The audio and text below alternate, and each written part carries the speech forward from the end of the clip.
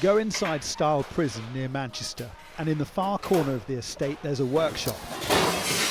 What happens here looks destructive, but amid the smash and clatter, something is being rebuilt. These women's lives, one broken TV at a time.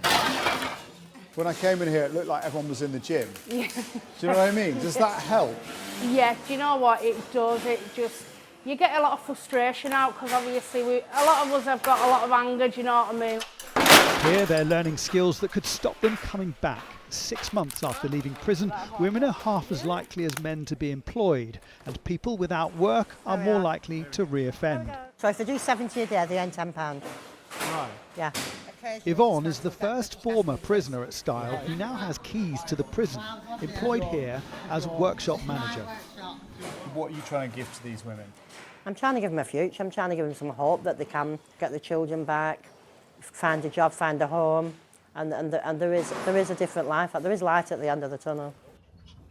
Wrapped in high fences and barbed wire are austere Victorian houses, once an orphanage, now the accommodation blocks of Style Prison.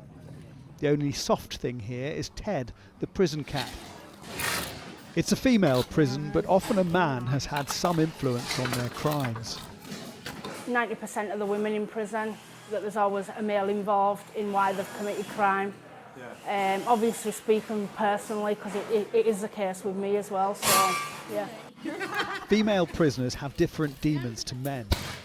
60% will have experienced domestic violence. Many have known physical or sexual abuse as a child.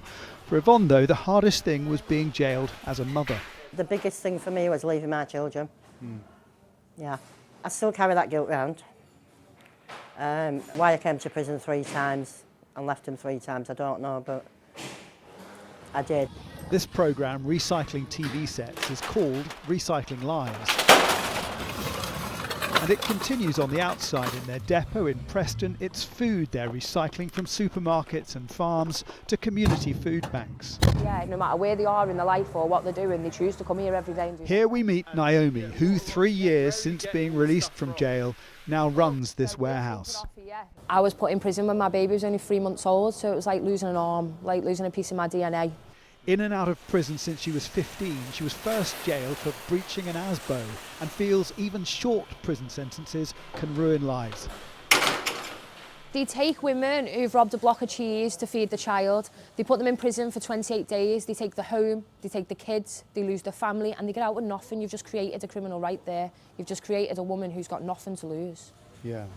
So they're more likely to reoffend. No reason not to. You're also releasing them with a sleeping bag and a tent and telling them to go and sleep in the woods. It's why, with women being mostly non-violent offenders serving short sentences, the government is setting up a Women's Justice Board to explore reducing the number who go to prison and how to offer better rehabilitation. There are a lot more factors that the women have to contend with. There's children, there's maybe domestic abuse, there's domestic violence.